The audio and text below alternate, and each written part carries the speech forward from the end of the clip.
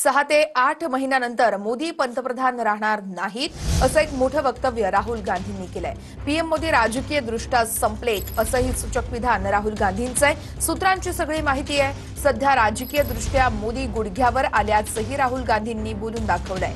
काँग्रेसच्या वर्किंग कमिटीच्या बैठकीत राहुल गांधींनी हे मोठं वक्तव्य केल्याचं सूत्र सांगतायत। आत्मविश्वासाने आणि न घाबरता जोरदार राजकीय लढाई लढण्याची हीच योग्य वेळ असल्याचंही राहुल गांधी म्हणतायत। राम मंदिर दानचोरी मुद्दा फक्त उत्तर प्रदेश पुरता मर्यादित न ठेवता घराघरात पोहोचवण्याचा बैठकीत निर्णय झाल्याचं सूत्र सांगतायत।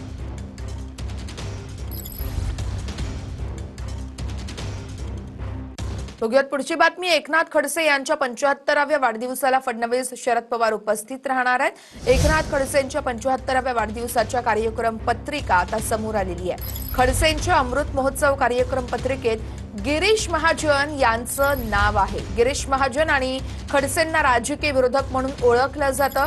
30 ऑगस्टला मुक्ताईनगरला अमृत महोत्सवाचा हा कार्यक्रम पार पडणार आहे। 2 सप्टेंबरला एकनाथ खडसे 75व्या वर्षात पदार्पण करणार आहेत।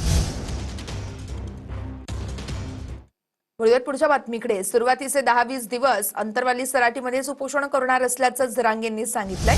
प्रश्न निकाली निघाला नाही तर उपोषण सुरू असतानाच मुंबईला निघणार असा थेट इशारा जरांगे देत आहेत। फडणवीस आणि शिंदेंमुळे उपोषणाची वेळ आल्याचंही जरांगेंनी म्हटलंय। बांधवांना सांगितलं होतं की 29 ऑगस्टला अंतरवालीतच उपोषण होणार आहे। 10-20 दिवस अंतरवालीत आमरण उपोषण करायचंय। 10-20 दिवसाचा आमरण उपोषण करून बी सरकारनं जर प्रश्न नाही सोडला तर तसंच मुंबईला निघायचं। मराठा समाजाच्या जीवन मरणाशी धोका निर्माण झालाय देवेंद्र फडणवीसांमुळे। एकनाथ शिंदे यांनी न रद्द होणारे प्रमाणपत्र रद्द करायला सुरुवात केली। मी गपकस का बसणार?